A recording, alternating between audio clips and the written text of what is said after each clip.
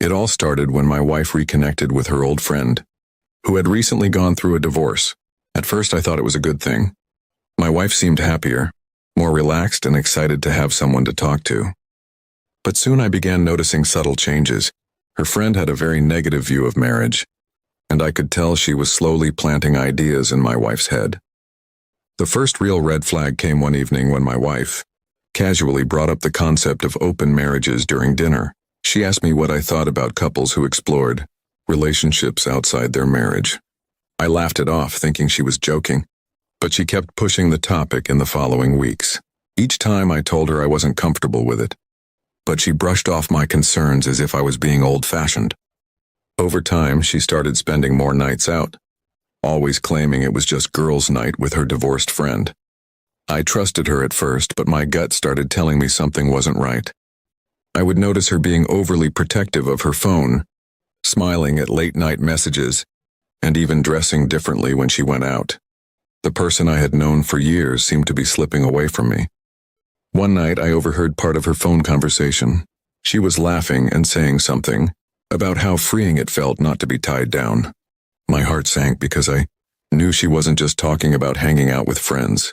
When I confronted her, she got defensive and told me her friend was the one encouraging her to live a little and stop being stuck in a boring marriage. It broke me to hear that she thought of our life that way. I had always believed we had a strong bond, but her words made it clear she was entertaining ideas that went against everything we had built. She admitted that her friend had told her to consider cheating if I didn't agree to an open marriage. I felt betrayed, not just by her but by the fact she valued her friend's toxic advice more than my feelings. Soon enough, my suspicions were confirmed. I caught her sneaking back into the house late at night, and when I confronted her, she finally admitted she had been seeing someone else. She insisted it wasn't serious, just an experiment, as if that made it any less painful. I was shattered. The trust was gone and no excuse could fix that. The final blow came a few weeks later, when she sat me down and told me she was pregnant. The timing made it impossible for me to ignore the truth. It likely wasn't mine. My world crashed in that moment. She cried, saying she wasn't sure who the father was, and that she never meant for things to get this far. But intentions didn't matter. The damage was already done. Her friend, the one who pushed her into this path, was nowhere to be found. She had destroyed her own marriage and left mine in ruins too. My wife tried to shift some blame onto her, saying she wouldn't have done any of this without the encouragement. But I reminded her that no one forced her. She made those choices herself. I began to emotionally distance myself from her.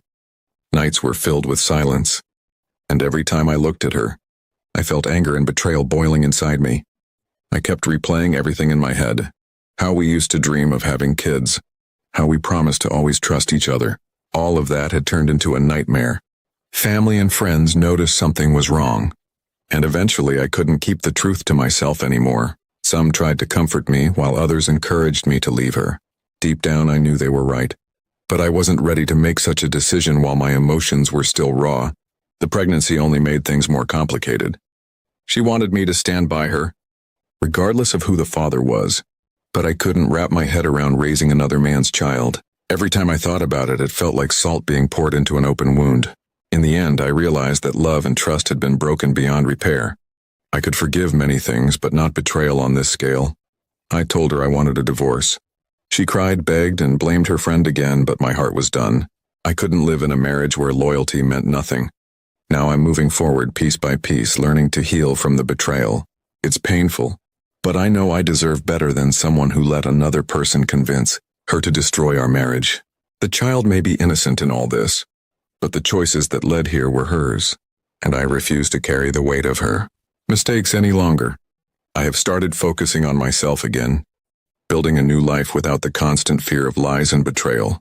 It hurts to let go of the years we shared, but I've realized that holding on to a broken marriage would only keep me trapped in misery. Slowly, I am regaining my confidence and finding peace.